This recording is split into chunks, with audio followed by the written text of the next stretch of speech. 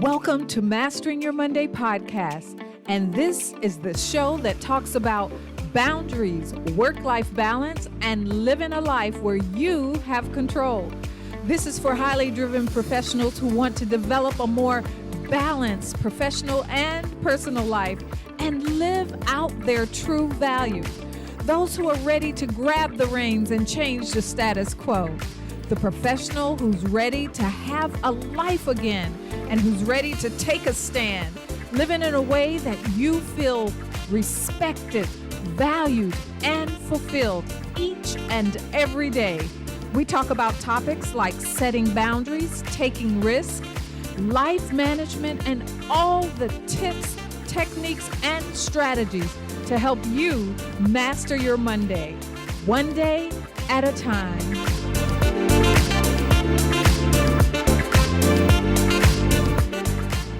As we start phasing back into our post-COVID life, going back to our jobs, for some of us, that means going back physically.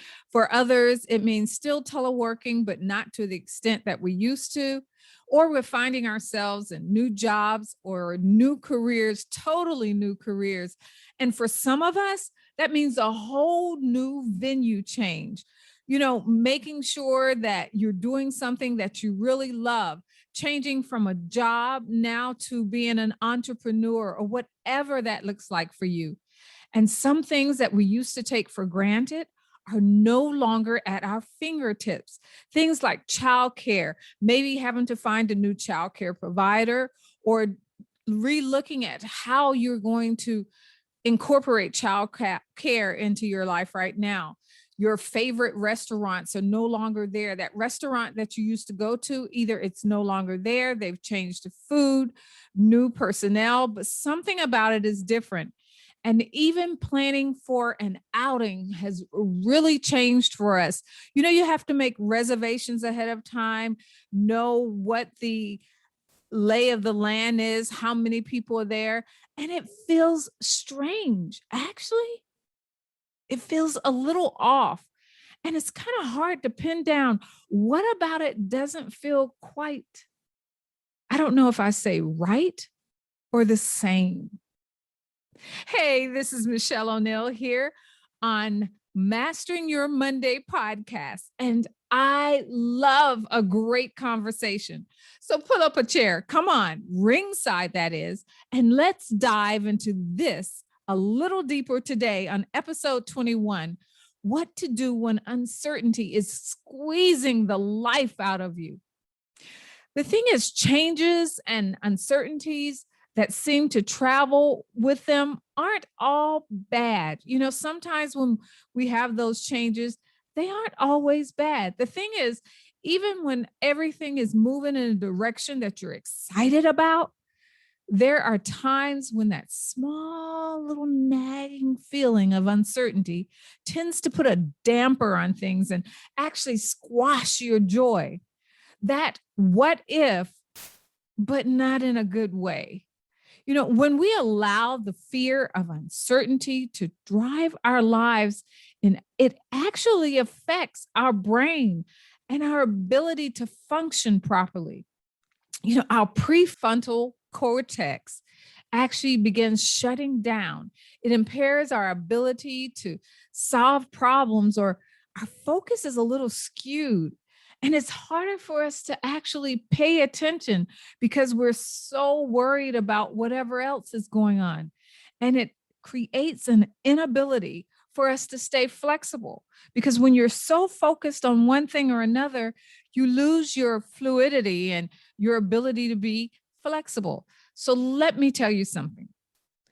Uncertainty is really just your imagination running wild, and your brain can't distinguish the difference between reality and perceived reality.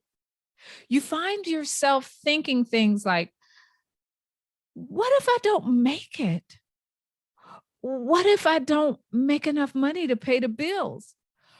What if I can't find a new or capable childcare provider? What if I don't hang on to this new job? And what if I find out when I return back to work, I, I really don't want to be there in the first place. The things that used to be important to me are no longer scratching that itch. And your imagination goes wild. These thoughts begin to fill us with self-doubt. We start seeing problems where there are none. That nagging feeling can quickly turn into elevated stress and worry, and even lead to, for some of us, a mild depression or just plain out depression. So, so what do? It boils down to fear. We find ourselves reliving and revisiting the past and worrying and stressing over the future, when in reality, a lot of times there's absolutely nothing we can do about either. We can't change the past and we can't predict the future. However, we can prepare. But that's another podcast. But right now, we're focusing on today. What happens to us when we find ourselves in this negative state of mind? When we start carrying that negativity into our self-talk, we're finding fault with ourselves and taking on responsibility for things that are not within our control or even our responsibility. It's when you call yourself names or tell yourself you're not able to do something. And this affects our choices and how we act and how we react. In actuality, it steals our joy. When we take the time to prepare and be preventive, when we take the time for preparation and preventive steps, we can then create the space to squash that worry and find solutions and see hope. We can study further on something we would like to master. You know, where we focus our thoughts on really has a difference. We can master a skill we have or even adopt a new one. Use this time wisely. We can use that preparation time to build our strength and gather and secure the tools at our disposal. Things like our relationships. We can build those relationships, nurture those relationships, filter those relationships, keep the good, but let go of the bad. We can focus on those talents and natural gifts that we have and start building those and seeing how we can incorporate those into the things that we're doing or the place where we want to go. Look, some of the concerns are absolutely 100% real. But what we are allowing it to do to us, it's not real. So what can we do? We can take a step back to evaluate the truth. Give yourself breathing space to regroup and really look at what things are true and what things aren't. And be 100% honest with yourself. We can somehow muster up the courage to change in spite of that fear. We can seek for that courage to move forward and actually embrace that fear as a way to give us energy, to spur us forward. I want to ask you, what fears are you facing right now? What is that fear that you're fighting? Is it real? Or is it a perceived thought in your brain? And if you believe it's real, what's the proof that it's real? What things are happening to support that truth? Start visualizing what you want to see happen. What does it look like? How does it feel? How can you make it a reality? What steps do you need to take? What steps do you need to put in place? What steps? Steps always move you forward. What steps can you take to start making that vision become a reality, become true? How can you change the way you're currently seeing things? How can you turn that lime? I know the saying says turn lemon into lemonade, but I want to think better than lemonade. So, how can you turn that lime, that sour lime, into a wonderful, scrumptious, decadent key lime cheesecake? How can you use every aspect, every part, the zest, the juice,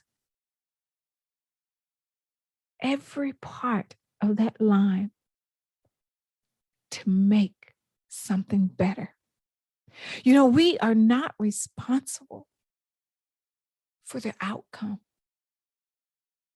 but we are responsible for the actions we take.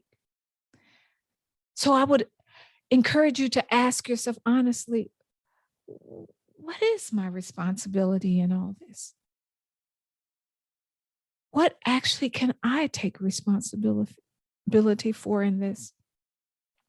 Who or what else bears some, if not all, of this responsibility? If it's not mine, whose is it? You have to remember that your reaction and your actions are what you are responsible for. How things affect you, you control. And the actions that you can take or the reactions that you take based on what you feel is your responsibility or what happens, that is your responsibility. That is something that we have 100% control over ourselves. And then ask yourself, have I exhausted all of my resources? You know, before we hit that, oh, woe is me button, have we reevaluated all our available resources? What skills, what strengths can we pull on? What people do we know? What relationships do we have? You know, what is it that we already have in our arsenal? And how can we use those things? How can we see them in a new way? How can we mold them differently to use them for the current situation that we're in?